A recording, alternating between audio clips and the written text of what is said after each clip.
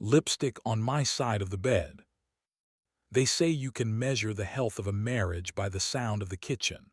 When we were new, ours had music, wooden spoons tapping against pots, wine glasses chiming, her humming sliding across the stovetop flame. Lately, there was only the hush of a phone face down on the counter, and Leela's smile that didn't show all of her teeth. The quiet pooled under the refrigerator hum like a secret. I'm a designer, home pages, not homes, so I work late and watch how people move through spaces. Leela teaches yoga and believes in breath, alignment, the space between thoughts. Two different languages, I guess, both about flow. One Tuesday, while I hunted for a spice jar, I found a receipt tucked into the flour tin. The paper was soft with oil, the kind that gets on your fingers even when you're being careful. 2 cocktails, 1 room charge, a name I didn't recognize. I stood there with powder ghosting the back of my hand, and my heart did that soft, irregular thing it hadn't done since I was 13 and late for a solo in the school band. I told myself there are reasonable explanations for most things. There were, after all, lipstick smudges on my side of the bed too, a shade Leela didn't wear. But they came from the time she napped after a video shoot, turned in her sleep, and stained my pillow. That's the sort of story you choose to believe when you'd rather be kind than correct. I folded the receipt back into the tin like it was a dangerous letter, and I pretended to forget it. Sienna showed up 2 days later with a bottle of chilled rosé and the kind of laugh that feels like you're included in something. She was Leela's colleague, and depending on the season, best friend or closest rival. They drifted in and out of each other's orbit like comets, not afraid to burn. Sienna was the person who said what you were thinking, but prettier and with better timing. She wore a navy dress that managed to be romantic without trying, and when she hugged me hello, the cool of her glass pressed my ribs. "Ethan," she said, "you look like a man who has been folding himself in half for someone else's happiness." I tried to smile. I'm a designer, we fold things, menus, moods, timelines. She cocked her head, cat-curious. Leela kissed my cheek and took Sienna's bottle, and the two of them murmured in the kitchen. I watched their reflections in the window above the sink. I watched how Leela's eyes checked the time whenever her screen lit up. That night, while Sienna told a funny story about an aggressive houseplant that bit a retreat guest, Leela's phone buzzed and lit the table with a small white square. Leela didn't look at me. She looked at the message, then at the patio door, then at Sienna. "I'll be right back," she said. Her smile was perfect and wrong. Sienna's was sympathetic and somehow a little sharper. I told myself Leela was answering a studio email. I told myself we are all allowed to have our own world. On Friday, Leela proposed an experiment. She didn't say she'd made a mistake. She didn't say she was unhappy, even though I could smell it like rain on pavement. "What if," she said, eyes closed like she was seeing it, "we gave each other space to explore, to try on the idea of not owning each other?" I stared at the thin gold ring on her thumb. She had once called it her anchor. It made her hand look like a promise. "Are you asking for an open marriage?" I asked, careful with the edges of the phrase. "I'm asking for a way forward," she said. "No secrets, rules, transparency, maybe a calendar." That last word hurt more than it should have. Strategies belong to work, not to bodies. She reached for me. "Ethan, if we don't let the wind into this house, it's going to rot." I should have said no. I should have asked for the hotel receipts reading. Instead, I agreed to the rules she laid on the kitchen table like placemats. No sleepovers in our bed, no friends, no lying, and always, always, tell the other where you're going and with whom. She wrote them down with a pencil, then underlined honesty, so hard the point snapped. "Okay," I said, "okay." I lasted 50 hours before the curiosity ate a hole in me. On Sunday, I created a dadding profile in a half-lit room. I uploaded a photograph where I looked like I could fix a thing, then one where I was holding a coffee like it contained a secret. I wrote that I design for a living and cook when I'm nervous, that I will always notice the way light falls across your shoulders. Nora messaged first. Her bio said she owned a second-hand bookstore, loved thunderstorms, preferred handwritten lists to apps, and had a dog named Fern who had lost one ear in a story she would tell me only after dessert. Her words were unhurried. They made me feel like you feel when you turn the page of a book, and there's more of the chapter than you thought. We met at her shop when the sun was an apricot behind the blinds. The bell above the door made a sound like a question, and Nora smiled in that not everyone gets this smile way that makes you aware of yourself. I liked the tidy mess of her hair, the ink smudge on her knuckle, the loose, unpretending t-shirt. She asked about my favorite typeface. No one ever does that. I tried to answer while my attention slid around the room, catching on the spines. Her dog trotted over and leaned into my knee like we'd met years ago. We walked among the stacks and flirted, if you can call it flirting when neither of you admits you're doing it. When we reached the back, where the poetry lives and the air is cooler, Nora took a book from the shelf as if it had called her by name, handed it to me, and watched my face. The poem I opened to was about two people unsure where to put their hands. I laughed, soft and not entirely sane, and so did she. Her shoulder brushed mine, in that way you could call accidental if you needed a story. I didn't move away. Full disclosure, I said, and I told her I was married and the terms of the experiment. Nora listened with her mouth tilted like she was deciding if this was a good idea. I prefer honesty to improvisation, she said. I can read a plot twist a mile away, but it helps if the author admits it's fiction. We had coffee in paper cups and walked the block, talking in the careful, quick way strangers do when they feel dangerous and kind. When Nora laughed, she touched my sleeve. I felt that touch halfway down my back. At home, Leela came in late. I smelled someone else's cologne on her hair. It wasn't expensive and it wasn't mine. The sight of her, pink-cheeked from the cold, eyes bright as if she'd just learned something, split me open. I set 2 plates down, then realized she'd already eaten. We sat on opposite sides of the couch and pretended to talk about her classes. She didn't ask about my day. I told her anyway, vaguely, eyes fixed on the spot where the lamp warmed the rug. "You met someone," she said finally, looking at my face the way evaluators glance at a candidate's resume. I nodded. "We had coffee. She owns a bookstore." "Of course she does," Leela said, and smiled without humor. "Of course your rebellion has hardwood shelves." "Do you want to hear her name?" I asked. "No," she said. "Yes, then no." Nora and I did not make a habit of danger. The second time we met, it was raining so steadily it felt like the street was washing its hands.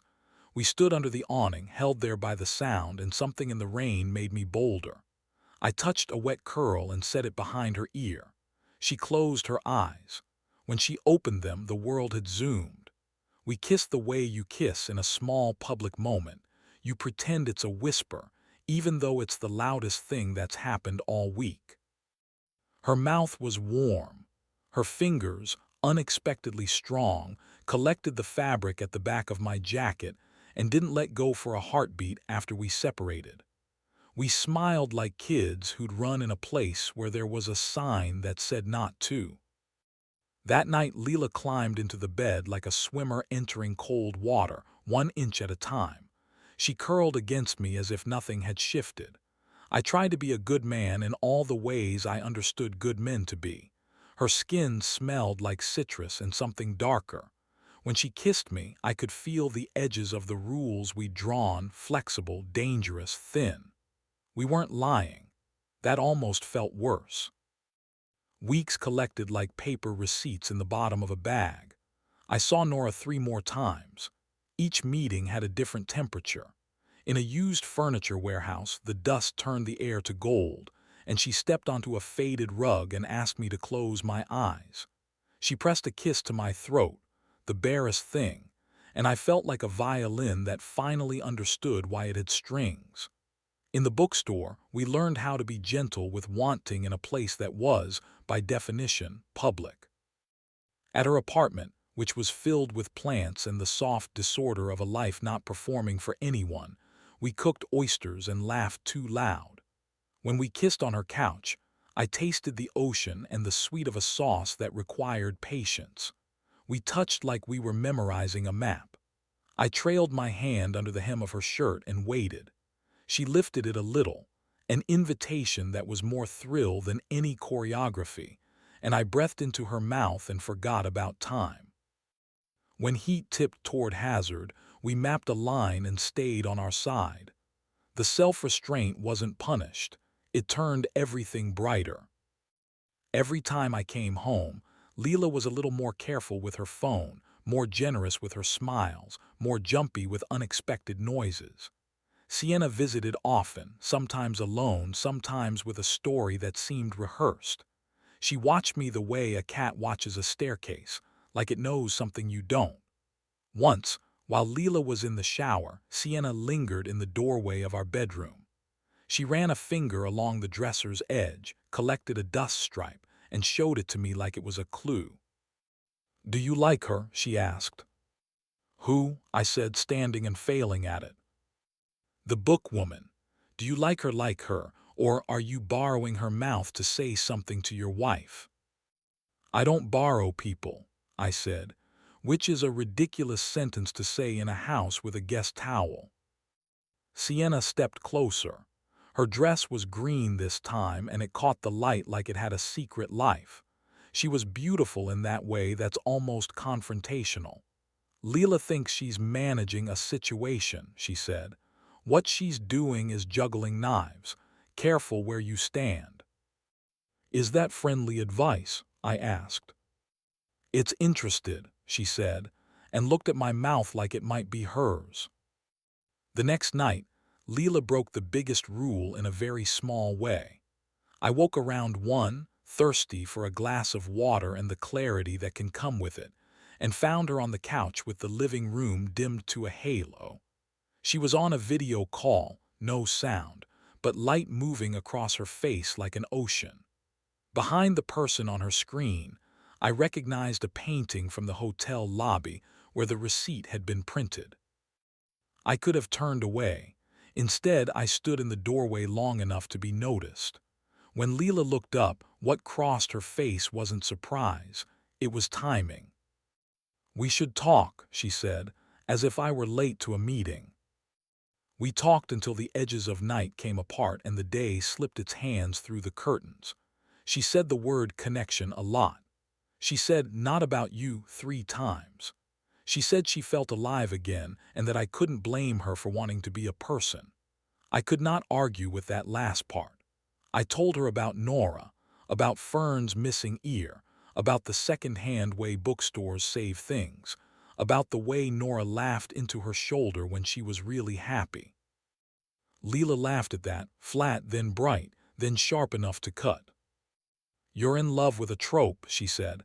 "How convenient." "And you're in love with being chosen," I said, surprised at my own accuracy. The next week should have ended us. Instead, it complicated everything. Sienna invited us both to a gallery opening. "Neutral ground," she promised. The room was full of reflective surfaces and people pretending not to look at them. Sienna kissed Leela's cheek and mine, and the 3 of us stood under a sculpture that looked like a question mark explaining itself. Leela moved through the show with her back straighter than usual. I could feel her measuring whether other people were looking and who they thought we were. Then Nora walked in.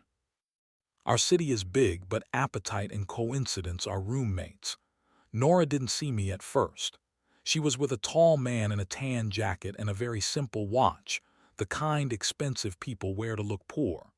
He touched the small of her back the way you claim a space. Her eyes lifted, found me, and a dozen expressions worked through them at once. The one that landed was the kind you use when you discover an extra chapter at the end of a book, delight and dread in equal measure. I gave the smallest nod I could manage. She returned one so light it might have been a blink. Leela followed the direction of my attention. She saw Nora. She saw the man's hand at her back. She put something together that wasn't entirely wrong but wasn't right either. "Is that her?" Leela murmured.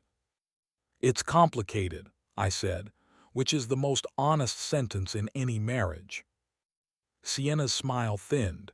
"Knife," she whispered, "falling."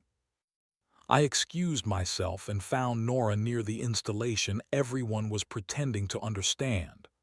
"That's my friend," she said, preempting me, gesturing at the man. "And I'm very happy to see you, but I don't think either of us gets to own the word simple."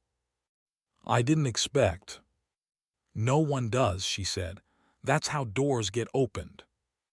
We stood too close for any two people who don't belong to each other. The air between us had the density of a held breath. I did not touch her, but my hands remembered the shape of her waist like it was muscle memory. "Are we okay?" I asked, hatting myself instantly for the childishness of it.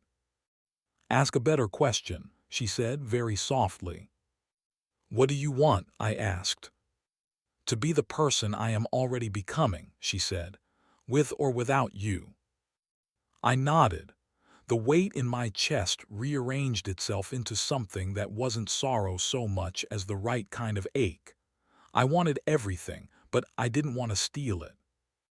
When I returned to Leela and Sienna, they were discussing a painting that featured a streak of decisive red, the kind you see when someone draws blood but doesn't let it hit the floor. Leela looked at me as if the room had finally named me out loud. "Let's stop pretending we're okay," she said, voice low enough to hide inside. "You found someone who makes you feel like a better version of yourself. I found someone who makes me feel like a person who could disappear and be found again. Neither of us is a villain. We are just different kinds of hungry." It was the first time she had said it so plainly. Hunger, not lack of love, muscle remembers, but desires shape changing. Sienna looked between us with an expression that was, for once, not performance. Pity, perhaps, or respect for the mess of being alive.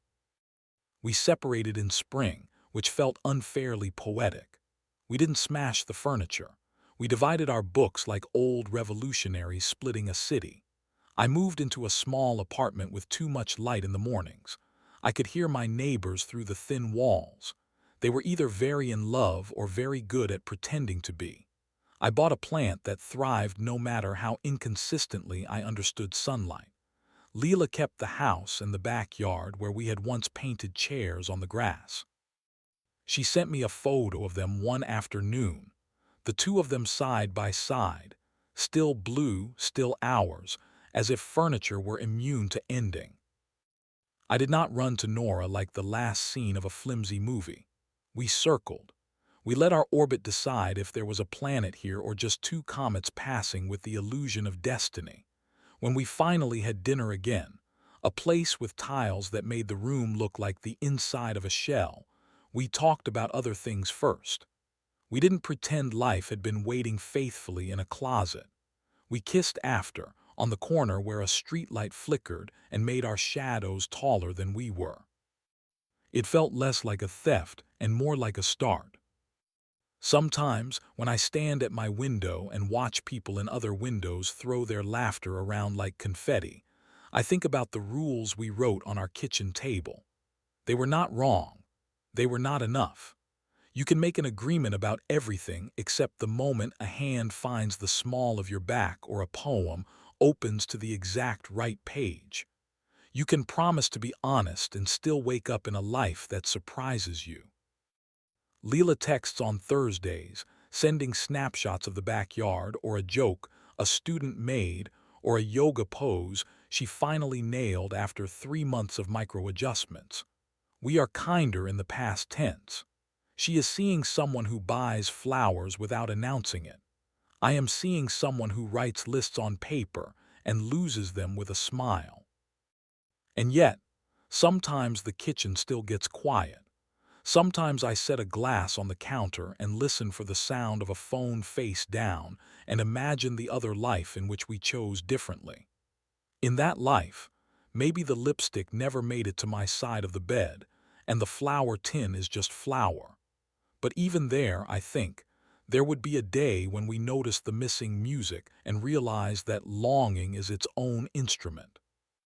The last time I saw Sienna, she was at the cafe near the park, lacing her fingers around a paper cup like it was telling her a secret.